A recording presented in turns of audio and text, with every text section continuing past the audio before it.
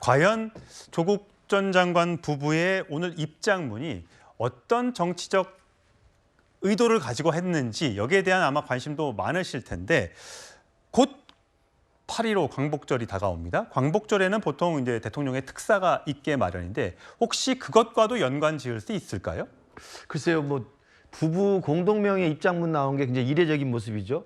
그리고 이제 우선적으로는 아마 이제 곧 다가올 그 조민 씨 자녀의 아마 이 기소 여부에 대해서 관심이 있기 때문에 그게 가장 그렇죠. 큰 이유고. 그 부분을 고려해서 아마 입장문을 낸 것으로 보이는데 지금 앵커께서 질문하신 것처럼 또 8.15 특사까지 생각해서 했다고 한다면 좀 너무 지나치게 계산적일 수 있겠죠. 그러지는 않을 거라고 생각하고요. 그리고 아마 지금 8.15 특사에서 특별사면을 대상으로서 정경심 교수가 포함될 가능성은 높아 보이지 않습니다. 제 개인적으로 생각했을 때 국민적인 감정이나 이런 걸 생각해 보면 그래서 저는 이번에 나온 조국 부부의 이 입장문은 단순히 그냥 우선적으로 조민 씨의 기소 여부를 벗어나기 위해서 검찰 측에서 흘러나온 이야기가 입장을 확인할 필요가 있다라는 그런 이야기가 있었기 때문에 그에 대해 화답하는 의미인 것 같은데요. 저는 이제 평가가 있을 수 있을 것 같습니다. 박원석 의원처럼 이제 검찰이 좀 심하다고 생각할 수 있는데요. 저도 검찰이 입장을 확인할 필요가 있다라는 말을 검찰 관계자 발로 언론에 낼 필요는 없었다고 생각합니다. 그냥 8월 말까지 공소시효 만료니까 정확하게 원칙에 따라서 판단하면 될 일인데 저를 포함해서 국민들의 대다수는 저 사람들이 반성하고 있는 게 맞느냐에 대해서는 전부 의구심을 가지고 있어요. 조민 씨 행보를 보십시오. 저게 반성하는 태도인지. 모든 법은요. 반성과 개전의 정이 있을 때 관용을 베풀 수 있다고 생각합니다. 그런데 반성의 기미가 전혀 없는 상황에서 어떻게 그걸 그냥 없던 일로 하고 넘어갈 수 있겠습니까? 예. 그런 부분이 분명히 있는 것이고 조국 전 장관이 뭐 오랜만에 나와서 자기가 송구하다 그다음에 뭐 소명 잘하겠다 처벌을 받겠다 이런 이야기인데 그건 예전부터 했던 원칙적 입장입니다. 그렇지만 지난주인가요? 얼마 전에 있었던 항소심 또 재판에 가서 뭐라고 그랬습니까? 생업에 바빠가지고 제가 그때 딸의 입시 관련해서 제가 알지 못한다. 또 발뺌을 했어요. 그러니까 검찰은 다 보고 있다고 생각하고 국민들도 보고 있습니다. 과연 그런 부부 가족들에게 무슨 법에 그 관용을 베풀어서 기소를 포기하라는 이야기를 할 수 있겠습니까? 예. 조국 부부의 저 입장문은 다분히 그런 것들을 고려한 것이지 굉장히 정치적인 의도를 가지고 있다고 생각해요. 예.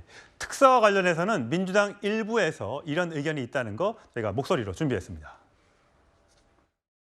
지난주에 제가 면회를 하고 왔어요. 네. 조국 장관하고 같이 이제 다녀왔는데 걷지를 못하고 휠체어를 타고서 면회 온 모습이 참 너무나 안타까웠어요. 이 정도로 한 집안을 절단 냈으면은 뭐가 더 남았겠어요. 이 정도면 대통령께서 정말 결단을 내리셔서 인도적 차원에서 강보적 특사가 좀 이루어졌으면 그런 바람이고요.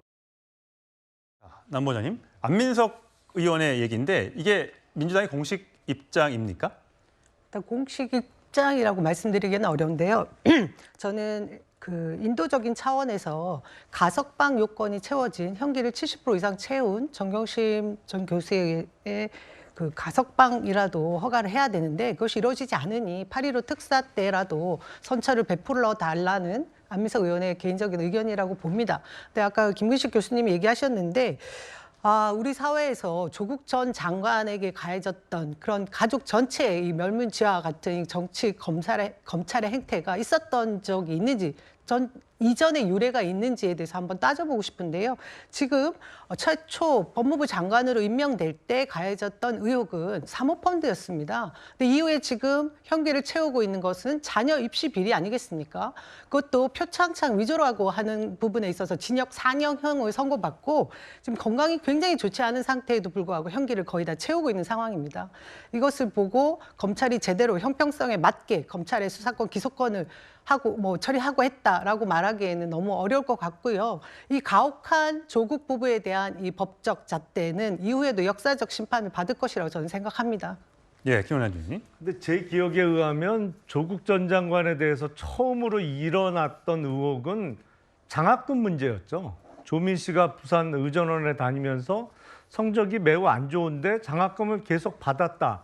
거기부터 의혹이 불거지면서 입시 비리로 번져 나갔던 것이고 그 중간에 이제 사모펀드 관련된 문제 제기가 일어났기 때문에 사모펀드에서 시작해서 뭐 엉뚱한 수사로 이어졌던 건 전혀 아닌 것으로 저는 기억하고 있습니다. 네, 사모펀드 일부 혐의에 대해서는 혐의를 무죄 판결이 났습니다만 또 여러 가지 또 다른 이유로 기소가 되고 거기에 대한 또 처벌을 받고 있다는 점 다시 말씀드리면서 하다 보니까 이게 저희 광복절 특사 얘기를 별로 못해서 마지막에 좀 소개를 해드리겠습니다. 하여튼 광복절 특사 사면으로 검토되고 있는 이름이 오르내리고 있는 물론 아직까지 결정된 건 아무것도 없습니다만 김태우 전 구청장의 사면을 요청하는 목소리가 국민의힘 쪽에서 나오고 있고요.